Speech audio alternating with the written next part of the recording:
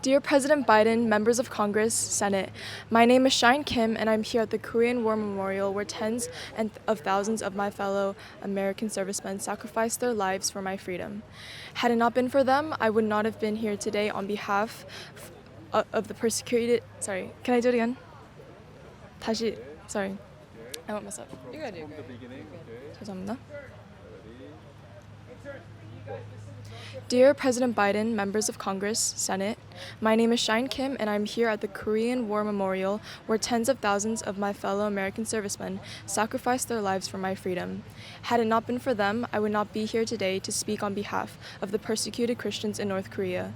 As well as being one of the most repressive countries in the world, North Korea is the #1 country where Christians are persecuted the most. I'm very blessed to have been born in the United States, where I'm able to practice my religion and voice my opinions freely without punishment, but the same cannot be said for those in North Korea. According to the World Health Organization, in North Korea, if you are caught reading a Bible, singing a hymn, or even praying, you may be imprisoned, abused, or even put to death. Because of this, many are forced to gather underground as they risk their lives to worship and pray in secret.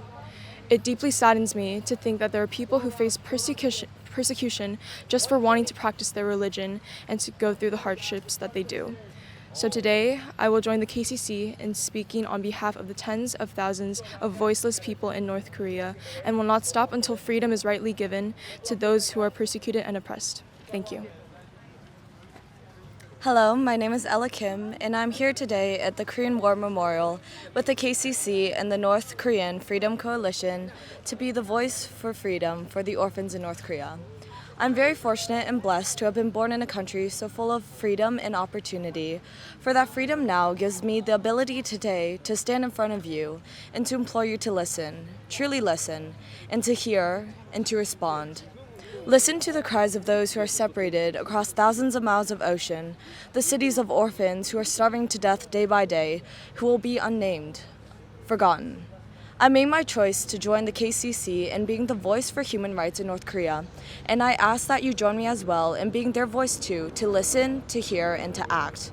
These are my blood-related brothers and sisters, and I'm here to be their voice. My name is Charissa Kim, and I'm here today at the Korean War Memorial with the KCC and North Korea Freedom Coalition to be the voice for the children in and orphans in North Korea. In North Korea, there's no such thing as family for the orphans. Why can't kids in North Korea have human rights too? I have hope that the kids in North Korea will be free one day, able to see the world one day, and get to experience having a family for one day. These are my blood-related brothers and sisters, and I'm here to be their voice.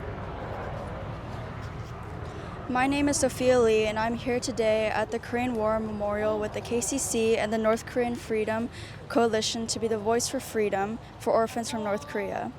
It's made known that Korea has been suffering a food shortage since the 1990s and has been increasingly worse ever since COVID-19 took place. Rates for orphans in North Korea have been escalating because parents want to send their children, who are mostly infants, to places where they're able to secure food privileges. In 2020, there were an estimated 40,000 North Korean orphans who escaped their homeland in order to live in their neighboring country, China. These are my blood-related sisters and brothers, and I'm here to be their voice.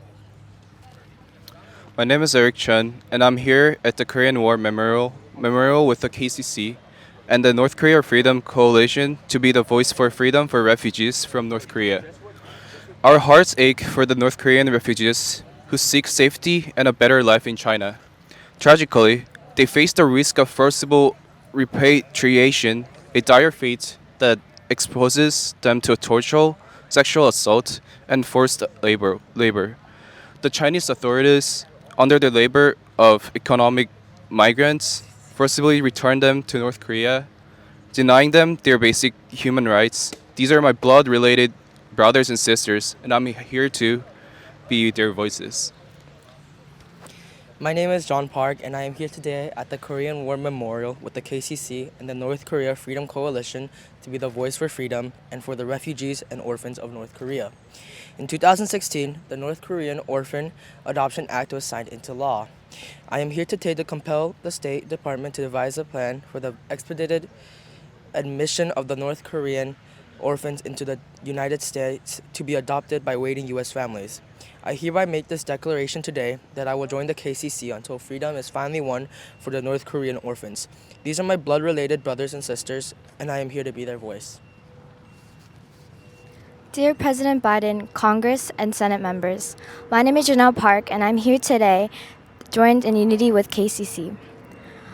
Thank you for joining us here today at the Korean War Memorial, where tens of thousands of my fellow American servicemen laid down their lives for my freedom. I would not be here today if it were not for their courage and sacrifice. I stand here today to be the voice for the voiceless, my blood-related family in North Korea who had their rights as humans taken away and who are being dehumanized into slave labor. North Korea is known to have one of the most oppressive governments in the whole world. Those living in North Korea have a lack of privacy under mass surveillance and have to live under constant fear with threats of imprisonment, torture, and execution. And these are the circumstances for the lives who are not forced to pack up their lives to foreign countries to work as slaves. Many are taken away from their family and from their homes to move to China or Russia to work in factories and for manual labor. For the past 3 decades, these so-called state-sponsored slaves work 20 hours a day with no pay needed for their food, clothing, or shelter. These humans are being stripped away of their rights while the North Korean government receive $1 billion every single year for the blood, sweat, and tears of their very own people. Dear President Biden, we are here as advocates because we have a strong belief that there can and will be a change with your help. This change can help save the lives of our brothers and sisters in North Korea that don't know when their next meal will come, the next time they will see their family, or if they will even live to see the next day. We ask you to enforce the Sanction 584 Act of 2023 North Korean Human Rights Reauthorization, and to please speak up with KCC to be the voice for the voiceless.